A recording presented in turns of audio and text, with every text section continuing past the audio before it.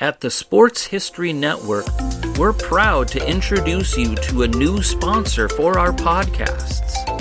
It's Home Field Apparel, your premium collegiate apparel brand right out of Indianapolis. They've got incredibly comfortable t-shirts, plus they're officially licensed with vintage college designs. They have over 150 plus colleges available now and always adding more.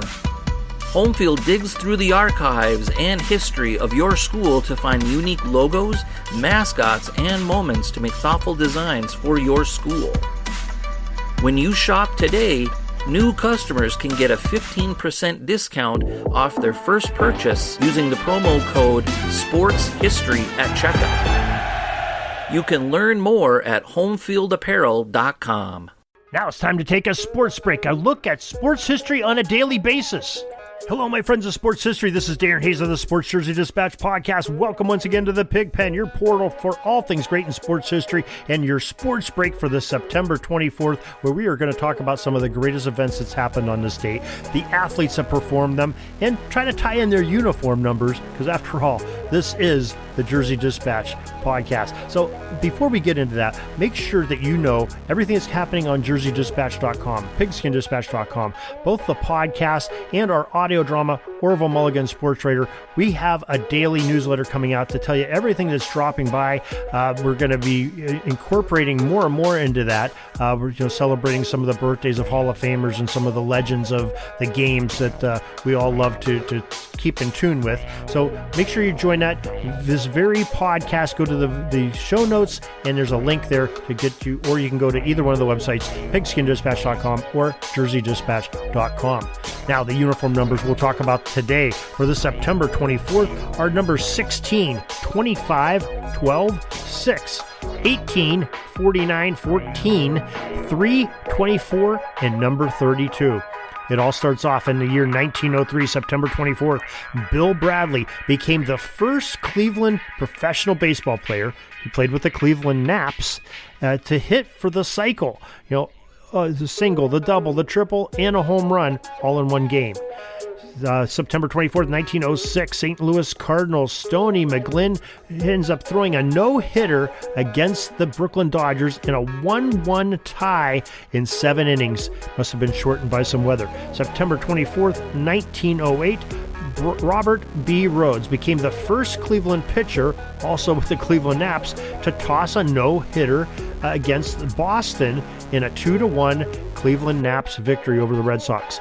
September 24th, 1919, the Boston Red Sox slugger Babe Ruth sets an MLB season home run record at 28 off of Yankee Bob Shockey in a 2-1 loss at the Polo Grounds in New York City. Many people forget that Babe Ruth was a member of the Boston Red Sox for over 6 years. And doing this against his future team, the Yankees, is kind of interesting.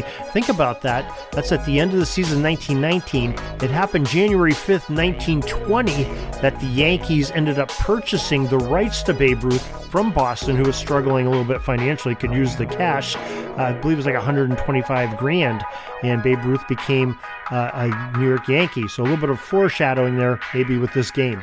September 24th, 1920, future Baseball Hall of Fame slugger Babe Ruth, as we're talking about, good segue, he became the first to hit 50 home runs in an MLB season with a first-inning blast off of Jose Acosta in a 2-1 loss to the Washington Senators.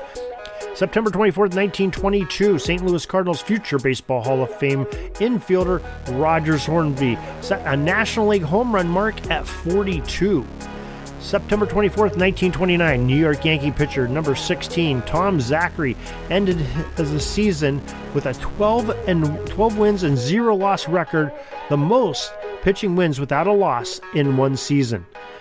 September 24th, 1967, NFL St. Louis Cardinals kicker number 25, Jim Bakken, he ended up booting 7 field goals in one game against the Pittsburgh Steelers, setting an NFL record at the time back there in 1967. September 24th, 1972, the New York Jets quarterback number 12, Joe Namath, Broadway Joe. Well, he passed for 6 touchdowns versus the Baltimore Colts on his day, and they ended up winning the game, did the Jets, 44-34 over the rivals.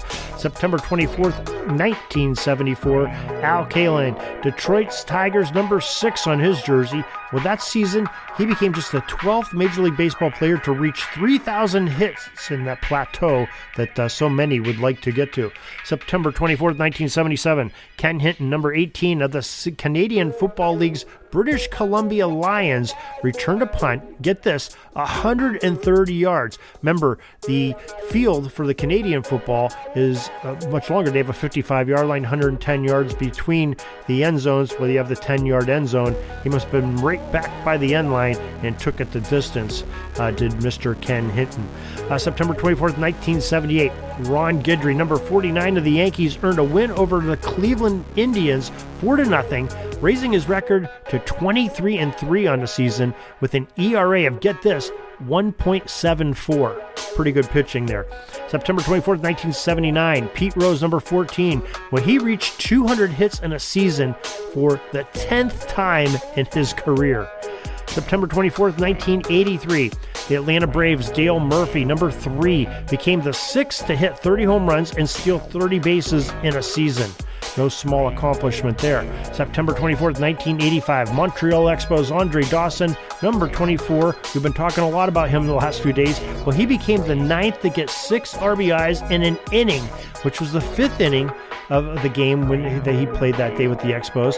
And he joined Willie McCovey as the only other ones to hit 2 home runs in an inning twice in his career.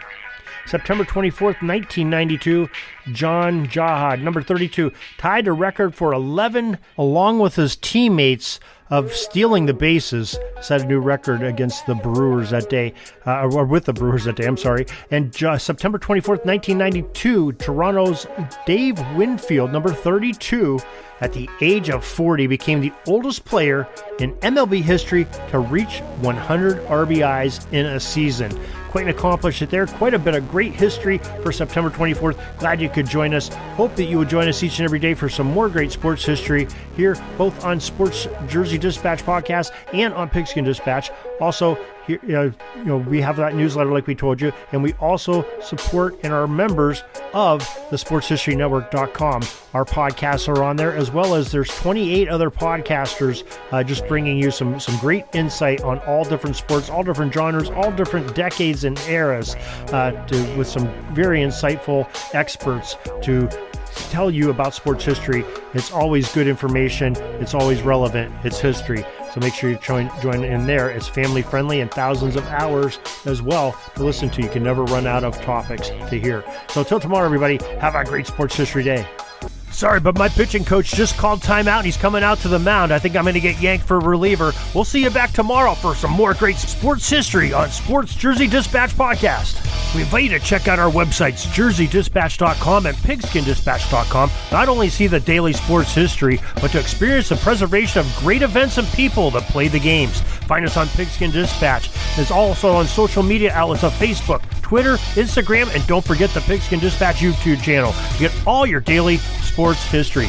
Pigskin Dispatch is happy to be associated with the Sports History Network, the sports headquarters of yesteryear, found at sportshistorynetwork.com. This podcast is part of the Sports History Network, your headquarters for the yesteryear of your favorite sport. You can learn more at sportshistorynetwork.com.